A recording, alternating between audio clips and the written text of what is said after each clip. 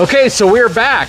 Video 5 so far. So we are out here at the Brinkley Plant 7 Model G assembly line, showing you the entire process of building a Model G Brinkley toy hauler. This is absolutely insane, but there's so much more than just building it. The assembly process, the prep process, it's absolutely crazy what they're doing. I've been able to throw a few little ideas and suggestions at Nate, but at the same time though, I mean, he's really dialed it in. So to be honest with you, I think anything I'm doing is maybe throwing like one sprinkle on top of a cake full of sprinkles.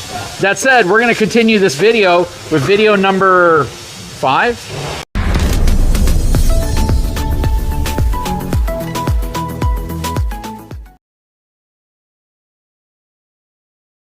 Okay, so once again, and by the way, we are on video 5. So go back and watch the previous 4 videos before you watch this video so you can see everything that's going on.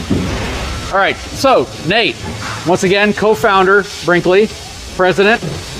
Walk us through what's going on here. All right, so we've made it to the slide department, really important department for us. And I'll just show you some of the differences. The first being composite floors. So 2 different types of floors. So this is a bed slide floor. Okay. So eye level. We have a black finish on it, so it's really clean. These are your main slide floors, something you're not going to see every day. Oh, but yeah. What I wanted to show you was we have a special edge on this, so it's aluminum. If you notice. Yeah, yeah. That's how we get our slide floors so flat. Everybody always asks us, how do you? We don't even notice it's a slide box. That's how we're doing it. So. Wow, that is really cool. And I see how you have it kind of permanently attached. Yep. Down there. That is really, really awesome.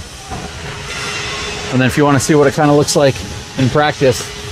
Yeah, it also makes the unit quieter, and there's more insulation than a regular OSB floor. And to people who haven't had an RV with slide-out floors, that's been a failure point in a lot of RVs. It rots out. Major. And it's mainly because you get a lot of water spray when you're driving down the road, and that water collects under there and eventually gets underneath the little vinyl wrap they put down there and can cause the floor to rot out. So a composite floor is a huge, huge benefit whenever you're looking at an RV that has one versus one without. Vacuuming the slide out. That's an important part here, isn't it? Just getting as much dust as possible out of a unit. It's part of who we are. You're constantly creating dust. I mean, there's foam everywhere, but if you vacuum it out in every station, it makes a huge difference for the customer. Oh, I mean, for sure. Look in here, you just don't see it. So, yep. Man, I love how you wire everything. This is just absolutely incredible. Yeah. How we would want it personally, Yep. So I'll show you on this. Notice there's a line down here. So we actually have a jig. We run a pencil down, and then we put our Eternabond on. The reason being, so it's in the exact spot it needs to every time. So, but this is your primary seal. I love that you got Asdel in there too. Yeah, it's all Asdel composite. So you'll notice on the top overlaps this, not vice versa. So the wall's completely protected. Same thing on the floor line. Okay, so we all know that SwinTech creates heartburn for a lot of people. And that Slim Rack is supposed to be a significantly more reliable system. Can you explain why you're using Slim Rack over SwinTech, since we have a slide out right here that we can actually look at? Yeah, I mean, it is all about reliability. So Slim Rack, if it's installed right, it's very good for the customer. It's bouncing up and down the road. You don't see the issues. It's not as temperamental. The first time I saw it was on a diesel pusher running a full wall slide, and I'm thinking, how are they doing that with this little system? Well, the big thing though is it has to be installed exactly right. You have to do it with a jig, which is what we do. And if we do our job, it's good to go for the customer. Very good. But yeah, this is a system that the more I've learned about it, the more I've realized how good of a system it is. I mean, you hear really good praise about this system from everybody who switched to it, so that's really nice. And real quick, some people wonder, what does the front cap look like on the other side? Oh, fiberglass. Because it's usually a fiberglass front cap. Yeah. Is it easy deciding what the next generation of front cap looks like? Because the industry changes quite often. And When you think of how do we want this thing designed, do you take things like aerodynamics and all that into consideration? Oh yeah, I mean, we absolutely do. Yeah, and we have some good partners that help us with that. So, and there's a lot you can do with software now to make sure that it, you know, does a nice job. So it'll be interesting. One problem that I do see in the industry is that I see ice and snow buildup on the front cap. No matter how much of a slope there is, it would be kind of cool to have a heat strip on the inside of us on certain model spots. Pulling the phone out. But like a heat strip to basically help that from forming and keep it coming off, because what ends up happening is you either have to get on the roof or grab a broomstick and knock it all down, but it would be cool if it never formed in the first place, if it had just some type of a small heat strip in there. I like it. So when you just think about the intentionality behind everything that goes on here, so they got these 3 caps right here. The 2 up here are going to be your standard front cap, but this one has kind of a primer gray to it because this is going to be for a full body paint unit, which means when you look at the production line here and you look at all these units coming down the production line, this order needs to align with this unit, which is actually going to receive full body paint. That's kind of crazy. And again, it just talks about the planning that goes into all of this. We used to roll the slide boxes out on carts, and then the guys would lift them and kind of hoof it in. I mean, on a big slide, you may have 4 or 5 guys. We now do it with a hoist. So this is like a big clamp. It grabs the slide from the top and bottom. Okay.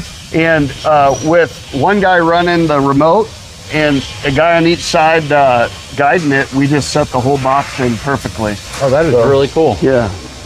It's crazy that you do so much specific quality control based processes, considering you build a good number of units. We do. You really do. And I know it helps from a safety perspective. It helps from an efficiency perspective. But these are things that other manufacturers who are building a lot of units aren't doing. Correct. And it's crazy to see that you're doing this on every unit, which is just, you know, I guess the best way of saying this is as close to the automotive industry as I could say you can get with an RV. You still need a lot more hands on each unit because they are still assembled by hand. Yeah. But from an automotive perspective, you admire the fit and finish that each vehicle gets consistently, considering how many vehicles they pump out. Totally. Considering how many units you send through here, everything you've done is giving you that much more automotive style assembly line than you traditionally would ever see in the RV industry. True. Yeah, we want consistency. So. Yep. Make the pie taste the same every time.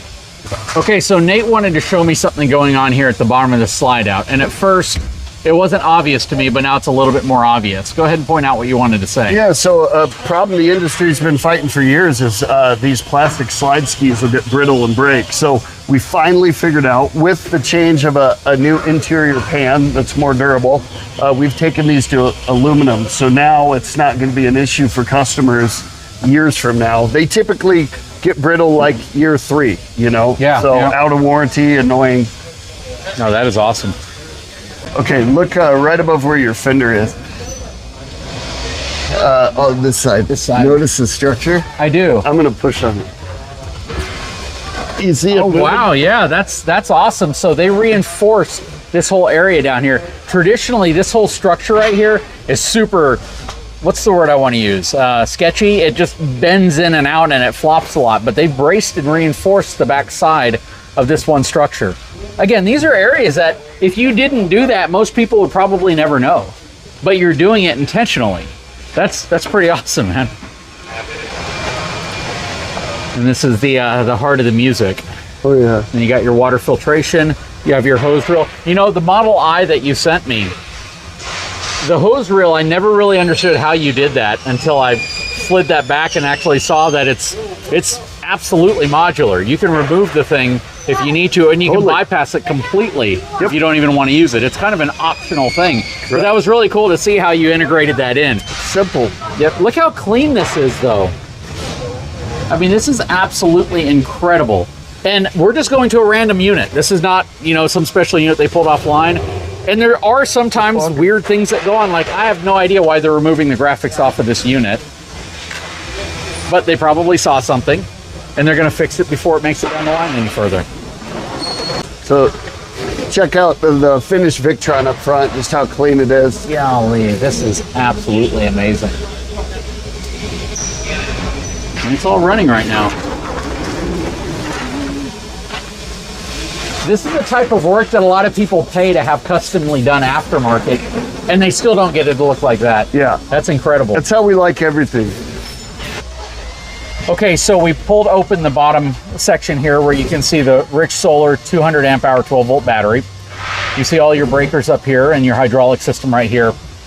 And Nate said that you can actually put 2 more of these batteries in this section right here. Yep.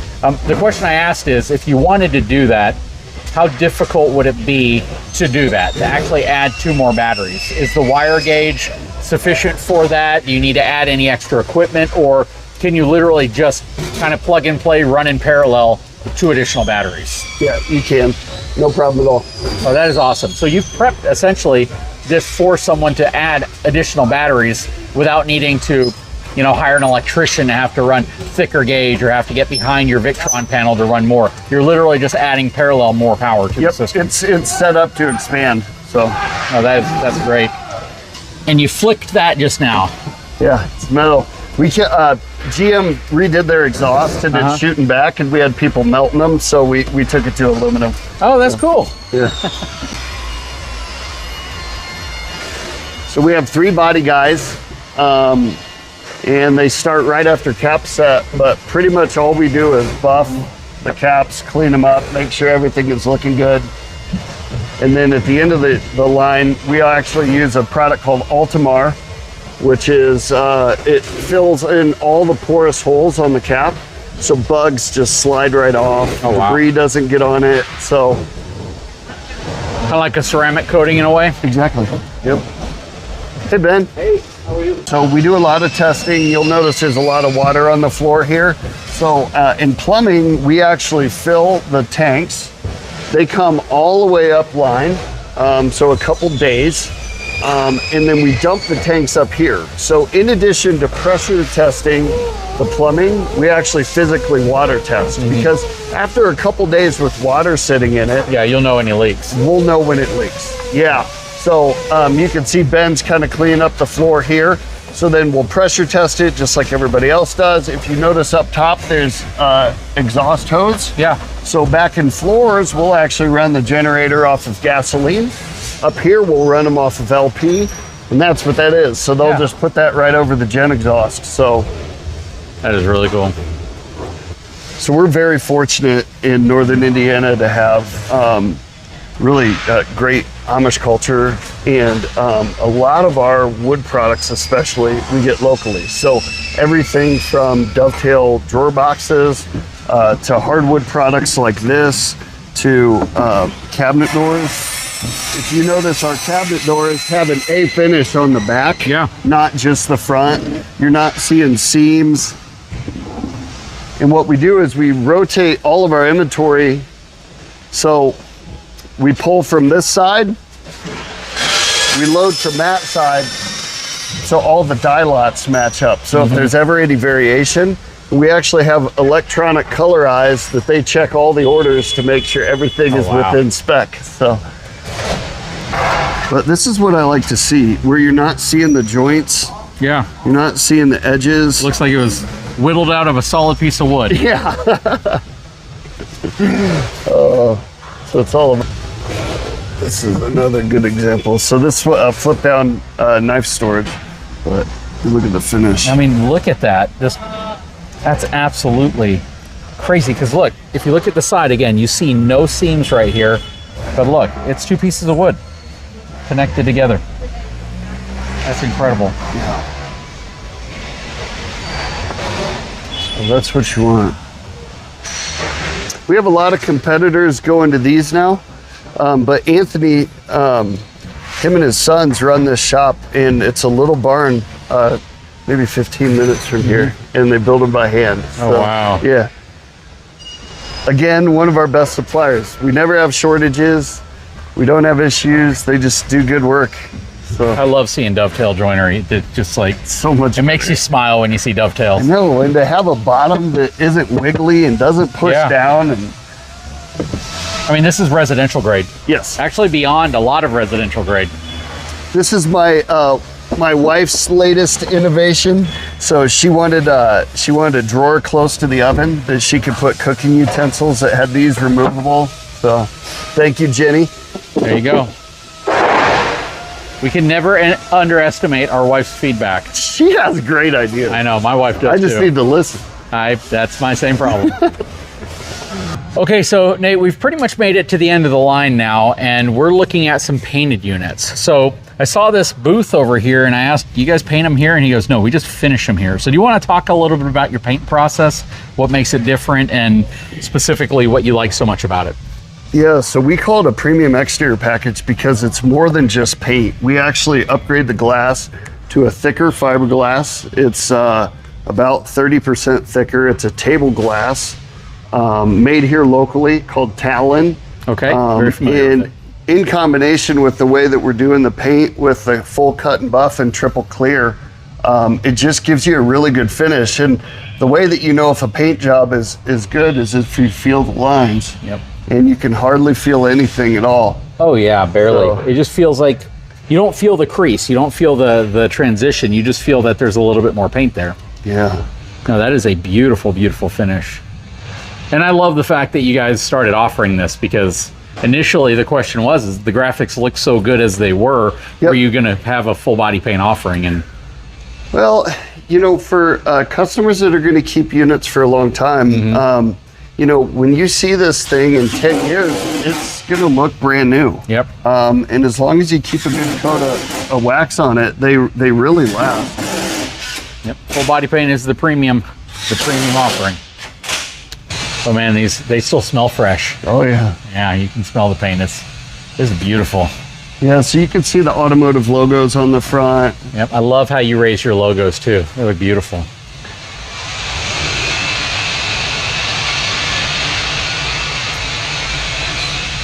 And look at that, hand polishing.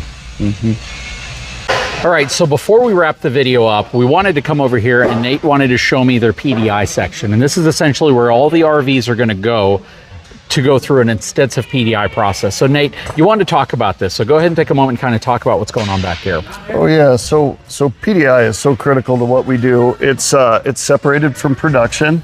It's a totally different department, and we treat PDI like it's the customer. So even though we've done all the online testing and validation to make sure everything's good, it then comes over to this department and they go back through everything else. And if we're not happy with what we're seeing in PDI, we adjust production rates. So people, you know, have been nervous when Brinkley gets to scale or when they start running a lot of units, we're gonna see quality slip. This is our gatekeeper here. And we adjust plant rates all the time, literally every month, based on what we see in PDI. Currently, we've dropped Model G from 8 to 6. We'll recalibrate the plant. As the PDI reports are good, we'll bump them back up to 7, then we'll take them back to 8. So we'll constantly fluctuate. Now, when we do that, we don't penalize our people. We adjust inside the team. So we may pay them the same as they were making at 8, running at 6, but our most important thing is we're building good quality. Yeah. And this is how we gauge it.